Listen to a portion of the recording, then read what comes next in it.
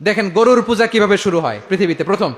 মুসা আলাইহিস সালাম আল্লাহর সাথে সরাসরি কথা বলতেন। ওয়াকাল্লামাল্লাহু মুসা তাকলিমা। সুবহানাল্লাহ পড়েন, আওয়াজ তুলে সবাই বলেন সুবহানাল্লাহ। এখন বনি ইসরাইল হচ্ছে পৃথিবীর সবচেয়ে গোয়ার জাতি। তারা বলে, মুসা তুমি যে আল্লাহর সাথে কথা বলো আমরা তো দেখি না, তুমি যে কথা বলো আমরা তো শুনি না, তো কি করতে হবে? বনি ইসরাইল বলে, আমাদের মধ্য থেকে 70 জন নিয়ে যাইতে হবে তোর পাহাড়ে। ওরা আয়সা যদি কয় হয় আমরা শুনছি, তাহলে বিশ্বাস করব। কত বড় ডাকাত দেখছেন বনি ইসরাইল। এদের যে গোয়ার জাতি নাই, এত গোয়ার তুমি করেছো মুসা আলাইহিস সালামের সাথে। তুমি যে আল্লাহর সাথে কথা বলে আমরা তো দেখি, কি করব? 70 জন আমাদের বন্ধু বান্ধব যে যদি দেখে তারা বললে ওকে আস, 70 জন আস। 70 জন নিয়ে গেল। মুসা আলাইহিস সালাম হারুন আলাইহিস সালামকে খেলাফা দিয়ে গেলেন, আল্লাহ ওনাকে নবী বানালেন। মুসা আলাইহিস সালাম বললেন, হারুন খবরদার, বনি ইসরাইলের মধ্যে তাওহীদের বাণী প্রচার করবা, ঐক্য ধরে রাখবা, বিচ্ছিন্ন হতে দিবা না। চলে গেছে। এইদিকে বনি ইসরাইলের এক দুষ্ট লোক ছিল, নাম সামিরি। কি নাম?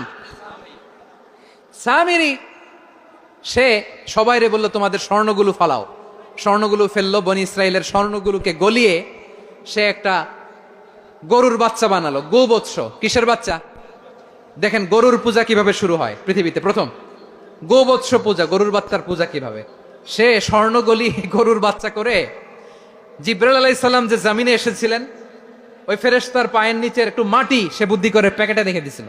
সে গরুর বাচ্চা বানায় স্বর্ণ দিয়ে গলিয়ে ওই মাটি এটার মধ্যে ঢুকাই দিছে বেলকি দেওয়ার জন্য। স্বর্ণ দিয়ে বানানো গোবৎস গরুর বাচ্চার গায়ে যখন সেই মাটি ছুঁড়ে দেয়া হলো, এখন বাছুরের ভেতর থেকে ভ্যাঁ ভ্যাঁ আওয়াজ আসতেছে। কি আসতেছে?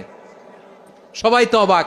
সামিরি বলে, আরে তোমরা যে 70 জন দিয়ে মুসা আলাইহিস সালাম রে পাঠাইছো, ওইদিকে এত ঘুরতেছে, আল্লাহরে খুঁজে পায় না, আল্লাহ তো এটার ভিতরে ঢুকছে। নাউজুবিল্লাহ বলবেন না?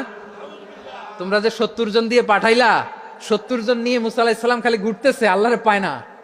পাবে কেমনে? আল্লাহ তো, নাউজুবিল্লাহ, এটার ভিতরে সেজদা দাও। এই সেজদা দিয়ে গেল। আল্লাহর নবী হারুন আলাইহিস সালাম বললেন, খবরদার, এটা সুস্পষ্ট শিরক।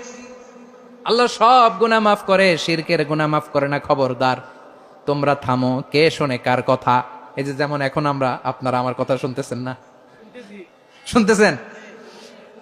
হারুন আলাইহিস সালাম বললেন, খবরদার, এই শিরকি কাজে তোমরা সংযুক্ত হয়ো না। তোমাদেরকে কি মনে নাই আমার ভাই মুসা আলাইহিস সালাম কি বলছে? আল্লাহ শিরক মাফ করে না, খবরদার শিরক করো না, আল্লাহরে ভয় করো। হারুন আলাইহিস সালাম তাদেরকে বুঝালেন, শিরক করো না, আল্লাহরে ভয় করো।